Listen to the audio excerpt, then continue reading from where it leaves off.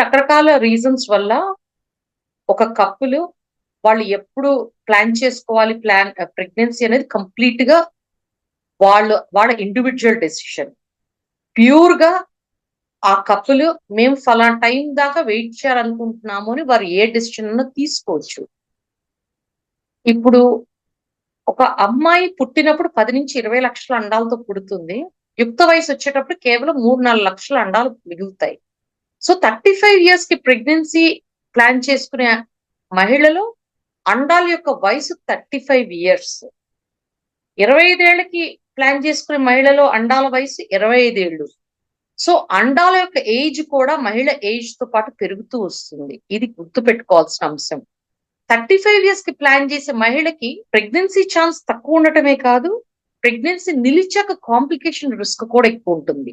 అంటే ఉదాహరణకి abortion risk ఎక్కువ, పుట్టే పిల్లల్లో అంగవైకల్యం ఉండే ఛాన్స్ ఎక్కువ, దినాల కంటే ముందు డెలివరీ అయ్యే అవకాశం ఎక్కువ, డెలివరీ అయ్యే పిల్లలు బరువు తక్కువ పుట్టడం ఎక్కువ, బ్లడ్ ప్రెషర్ ఛాన్సెస్ కానీ, జన్యుపరమైన ఇతర సమస్యలు లైక్ డౌన్ సిండ్రోమ్ లాంటి సమస్యలు వచ్చే ఛాన్సెస్ కానీ ఈ మహిళల్లో యంగ్ ఏజ్ లో ఉన్న మహిళలతో పోలిస్తే ఎక్కువ. సో ఈ సమస్యలన్నీ మనం గమనించినప్పుడు ఇటువంటి మహిళలు ఏం చేయొచ్చు అంటే వాళ్ళ ఎగ్ ఫ్రీజ్ చేయడం ద్వారా వాళ్ళ ఎగ్ యొక్క ఏజ్ ని ఫ్రీజ్ చేసేయచ్చు. సో 35 సంవత్సరాల మహిళ 25 సంవత్సరాలప్పుడు ఎగ్ ఫ్రీజింగ్ చేసుకుంటే అప్పుడు ప్రెగ్నెన్సీ ప్లాన్ చేస్తే తన ప్రెగ్నెన్సీ అంటే అండం యొక్క ఏజ్ 25 మాత్రమే. కాబట్టి కొన్ని రకాలైన సమస్యల్ని అవాయిడ్ చేయడం కుదురుతుంది. ఇది ఎగ్ ఫ్రీజింగ్ యొక్క అడ్వాంటేజ్.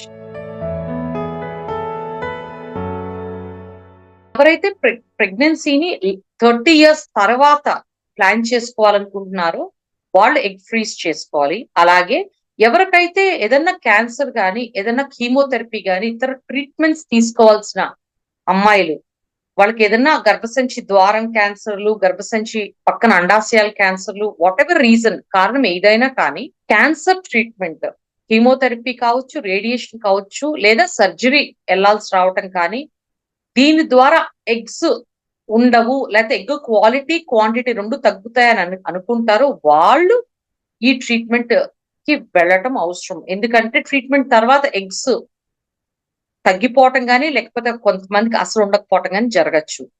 ఈ రెండు కండిషన్స్ లో మేజర్ గా ఎగ్ ఫ్రీజింగ్ అడ్వైస్ చేస్తాము. Egg freezing best age 20s best. Total number eggs ఎక్కువ రావటమే కాదు, క్వాలిటీ ఆఫ్ ఎగ్స్ కూడా బాగుంటుంది. కాబట్టి 20-30 సంవత్సరాల లోపు ఇది ప్లాన్ చేసుకోవటం ఐడియల్. ఇండియన్ గైడ్ లైన్స్ ప్రకారం ఖచ్చితంగా మహిళ 21 ఇయర్స్ దాటి ఉండాలా ఎగ్ ఫ్రీజింగ్ కి. జనరల్ గా ఎగ్ తీసే ప్రొసీజర్ అనస్థీసియాలో, షార్ట్ అనస్థీసియాలో చేస్తాము. ఒక 10-15 మినిట్స్ నుంచి ఒక హాఫ్ అన్ అవర్ లోపు ఈ ప్రొసీజర్ అయిపోతుంది. మీకు అనస్థీసియా ఎఫెక్ట్ 4 అవర్స్ ఉంటుంది.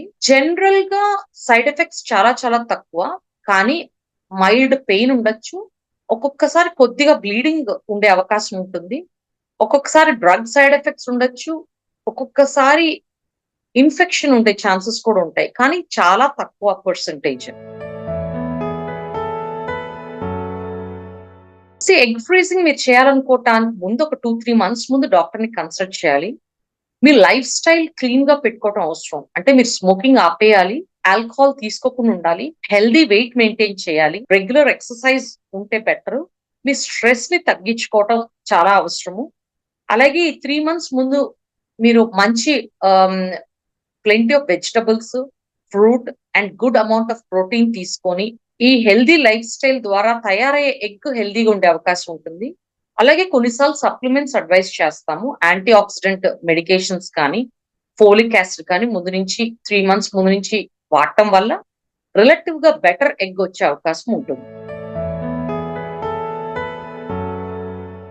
మన దేశంలో assisted reproductive technology act 2021 guide lines ప్రకారము పర్టికులర్ లిమిట్ ఏమీ లేదు ఎన్ని ఇయర్స్ ఉంచుకోవాలని. ఇండెఫినిట్ పీరియడ్ ఎగ్స్ ఫ్రీజ్ చేసే కెపాసిటీ ఈ రోజు ఉంది. అయితే డోనర్ ఎగ్స్ మాత్రం మాక్సిమం 10 ఇయర్స్ మాత్రమే ఫ్రీజ్ చేయడానికి గవర్నమెంట్ రెగ్యులేషన్స్ ఒప్పుకుంటాయి. ఒకవేళ 10 ఇయర్స్ అయిపోతే ఆ కప్పులు లేదా ఆ పేషెంట్ సంతకం పెట్టిన దాని ప్రకారము దాన్ని డిస్కార్డ్ అన్నా చేయాలి, యూస్ అన్నా చేయాలి, లేదా రీసెర్చ్ పర్పసెస్ కన్నా వాడాలి. వాడి దేనికి ఒప్పుకుంటే దానికి ప్రొసీడ్ అవ్వాలి. 10 ఇయర్స్ మించి డోనర్ ఎగ్స్ పెట్టుకోకూడదు. సెల్ఫ్ ఎగ్స్ అయితే దానికి లిమిట్ లేదు. 10 to 20 ఇయర్స్ దాకా పెట్టుకోవచ్చు. స్పెసిఫిక్ గైడ్ లైన్స్ అయితే ఏమీ లేవు. దాన్ని అయితే రెగ్యులర్ గా పేషెంట్ సంతకం పెట్టాలి.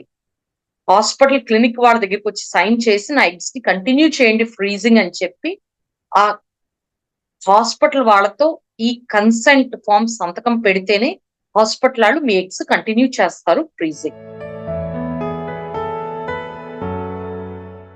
ఎగ్ యొక్క హెల్త్ మహిళ యొక్క హెల్త్ ని రిఫ్లెక్ట్ చేస్తుంది. అంటే మహిళ హెల్దీగా ఉంటే జనరల్ గా ఎగ్స్ హెల్దీగా ఉండే అవకాశం ఎక్కువ ఉంటుంది. సో ఎగ్ హెల్త్ ఇంప్రూవ్ చేయడానికి ఏం చేయాలంటే జనరల్ హెల్త్ ఇంప్రూవ్ చేసుకోవాలా అంతే. So healthy life style maintain చేయటము, హెల్దీ వెయిట్ మెయింటైన్ చేయటము, రెగ్యులర్ ఎక్సర్సైజ్ అంటే కనీసము 150 నిమిషాల ఎక్సర్సైజ్ వారానికి చేయటము. అది వాకింగ్ కావచ్చు, యోగా కావచ్చు, స్విమ్మింగ్ కావచ్చు, సైక్లింగ్ కావచ్చు, ఏ రకమైన ఎక్సర్సైజ్ అన్నా కావచ్చు. Per day 30 minutes 5 days week target గా పెట్టుకోండి. హెల్దీ లైఫ్ స్టైల్ అంటే స్ట్రెస్ తగ్గించుకొని ఆల్కహాల్ మానేసి స్మోకింగ్ మానేయటం చాలా అవసరము. అలాగే సప్లిమెంట్స్, మంచి యాంటీ ఆక్సిడెంట్ మెడికేషన్స్ వాడటము, రెగ్యులర్ గా ఫోలిక్ యాసిడ్ సప్లిమెంట్స్ తీసుకోవడం కూడా చాలా అవసరం. Plenty of vegetables, fruits with healthy protein తీసుకోవటం వల్ల మీ ఓవరాల్ హెల్త్ ఇంప్రూవ్ అవుతుంది. మీ ఓవరాల్ హెల్త్ ఇంప్రూవ్ అయితే మీ ఎగ్స్ మీ బాడీలో ఒక భాగం. మీ ఎగ్ హెల్త్ బాగుంటుంది.